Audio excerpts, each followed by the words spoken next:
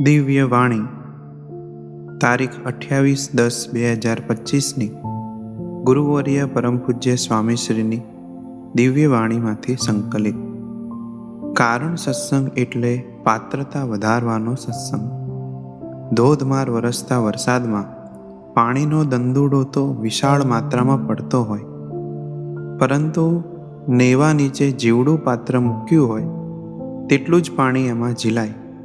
તેમ મહારાજ અને મોટા પુરુષના મુખમાંથી દિવ્ય વાણીનો પ્રવાહ તો એક સરખો જ નીકળતો હોય, પરંતુ પાત્રતાની તારતમ્યતાએ આપણે તેને ઝીલી શકીએ છીએ. પ્રભાવી સ્વરૂપોના મુખમાંથી નીકળતી માત્ર વાત ઝીલવા માટે પણ પાત્રતા જોઈએ, તો મૂર્તિના સુખને ઝીલવા માટે કેટલી ઊંચી પાત્રતા કેળવવી પડે. આવી પાત્રતા વધારવા માટેનો પ્રોજેક્ટ એટલે જ્ઞાન સત્ર. તારીખ 28/10/2025ના રોજ અર્થાત જ્ઞાન સત્ર 19ના 5મા દિવસે વાલા ગુરુવર્ય પરમ પૂજ્ય સ્વામીશ્રીએ અહમ શૂન્ય થવા બાબતે બળ પ્રેરક લાભ આપેલો તેની સંક્ષિપ્તમાં ઝાંખી કરીએ.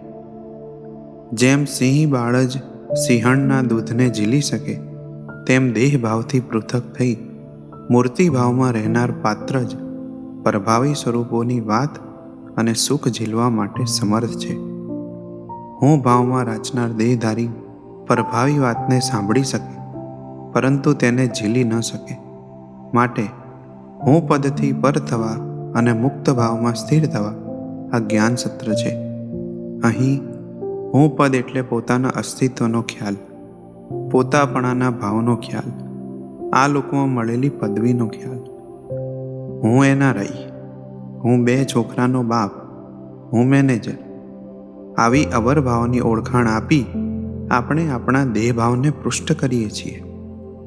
આ નાશવંત ટેમ્પરરી ઓળખાણના ખ્યાલમાં આપણે રાચીએ છીએ અને બીજાને પણ તેનો ખ્યાલ અપાવીએ છીએ.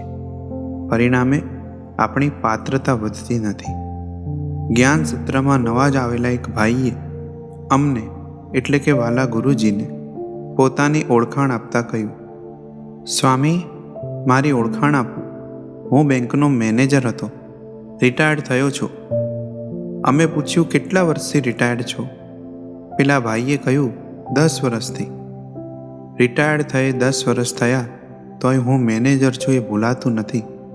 મેનેજરપણાનો ભાવ કેટલો પાકો કરી નાખ્યો હશે. દેહધારી આવા હું પદ અને હુંકારથી ગ્રસ્ત હોય, જ્યારે મોટા પુરુષ સર્વાંગ સંપૂર્ણ હોવા છતાં કેવા અહમશૂન્ય થઈને વર્તે છે. એક કિશોરે અમને એટલે કે વાલા ગુરુજીને પ્રશ્ન પૂછ્યો છે, ગુરુજી, અમે સ્ટેજ પર દંડવત કરવા આપના માટે આસન પાથરીએ છીએ, તો તેનો આપ કેમ ઉપયોગ નથી કરતા? અમે કહ્યું, ભૈલા, જે દિવસે અમને એમ થશે કે અમે બીજા કરતાં અધિક છીએ, બીજાના ગુરુ છીએ અને આ અમારા શિષ્યો છે, તે દિવસે એનો ઉપયોગ ભરપૂર કરીશું. તે દિવસે અમને લાગશે કે આવડું નાનું આસન ચાલતું હશે. કોક દિવસ પાથરવાનું રહી ગયું હશે તો અંદર સનસનાટી આવશે કે જો કોઈને અમારી પડી નથી, મહિમાનો છાંટોય નથી, અંતરે ઉદ્વેગ અશાંતિ થશે. ભલે તમે બધા અમને ગુરુ માનતા હોય, પરંતુ અમે નથી માનતા કે અમે તમારા ગુરુ છીએ. મારા તમારા સૌના ગુરુ રાજાધિરાજ શ્રીજી મહારાજ છે. અમે એમને જ ગુરુ માનીએ છીએ અને અમને કદી ગુરુ છીએ એવો વિચાર જ આવતો નથી. આ સાંભળી કિશોરે પૂછ્યું, ગુરુજી, આપ ખરેખર ગુરુ સ્થાને છો તો એવું કેવી રીતે બને? અમે કહ્યું, તમને કોઈ દાડો વિચાર આવે છે કે તમે સ્ત્રી છો? ના, તમને જેમ હું પુરુષ જ છું એવું નક્કી થઈ ગયું છે, એમ અમને હું દાસ જ છું, સેવક જ છું, પ્રભુમાં મસ્ત જ છું એવું વર્તે છે. જે કાંઈ ઉપાધિ અને પદવીઓ તમે આપો છો એ બધી એમને લઈને છે.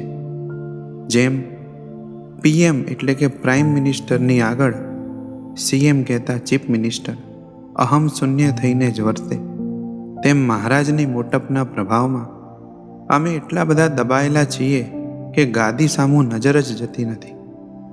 છતાં તમારા સૌના ભાવને અંગીકાર કરવા તેનો ઉપયોગ કરીએ પણ છીએ, પરંતુ અમને તેની સ્પૃહા નથી.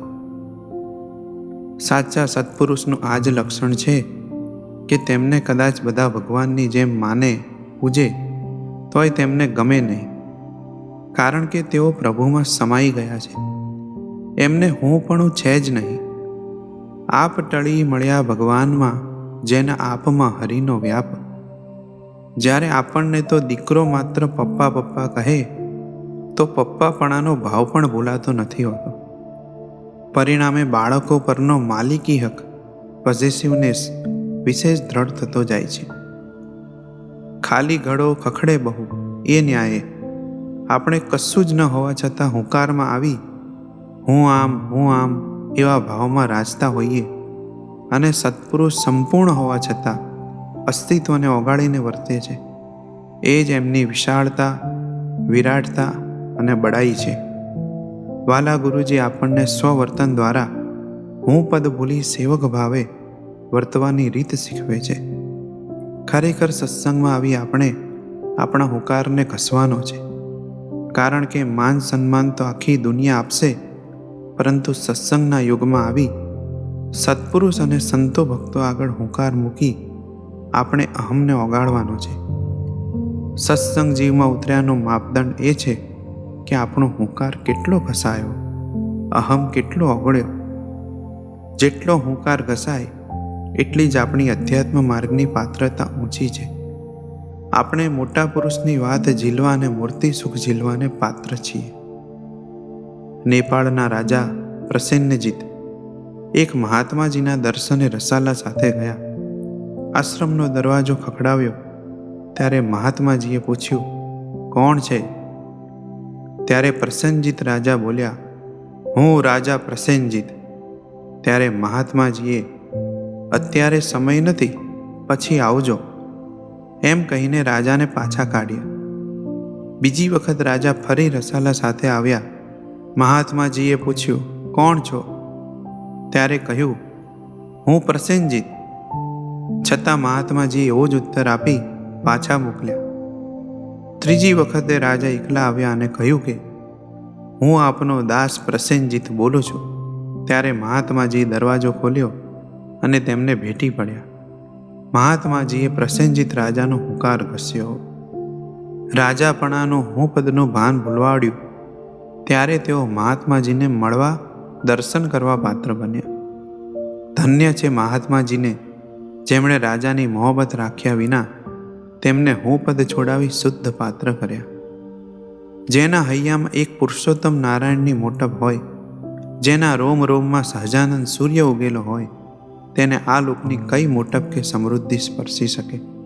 આપણને આપણી અને અન્યની અવરભાવની ઓળખાણ કરાવવાનો હરડો હોય છે, પરંતુ સત્પુરુષને તેની કોઈ વેલ્યુ હોતી નથી, કારણ કે તેમના રોમ રોમમાં મહાપ્રભુની મોટપનો રજમો ભરેલો હોય છે. એક વખત આપણા મહાસમર્થ સદગુરુ મુનિ સ્વામી ધ્યાનસ્થ અવસ્થામાં બિરાજેલા. તેમની પાસે કોઈ હરિભક્તે આવી કહ્યું, સ્વામી, આ હરિભક્ત લંડનથી આવ્યા છે, આ મસ્કતથી આવ્યા છે, આ કુવૈતથી આવ્યા છે. આવી 4-5 જણની ઓળખાણ કરાવી. ત્યારે સ્વામીશ્રી નીચું જોઈને એટલું જ બોલ્યા, એમને ભગવાને જન્મ આપ્યો છે તો ક્યાંક તો રહેતા જ હશે ને. આહાહા, જે એક મહારાજની મસ્તીમાં મસ્ત છે, તેમને ભારત ને વિદેશ બે સંવર્તે છે.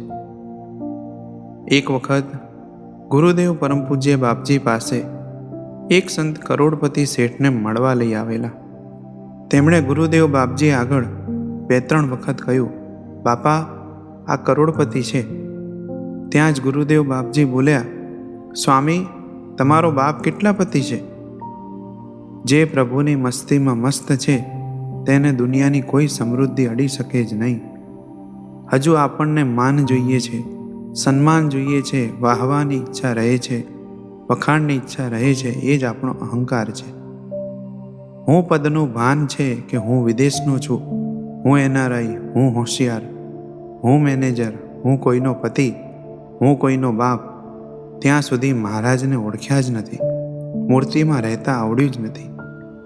કારણ સત્સંગમાં આવી આપણા હું ભાવને ઘસી મૂર્તિરૂપ અણમોલ ખજાનો આપણી પાસે છે તેના માલિક બની જઈએ તો કોઈ મોટો પડી શકે જ નહીં.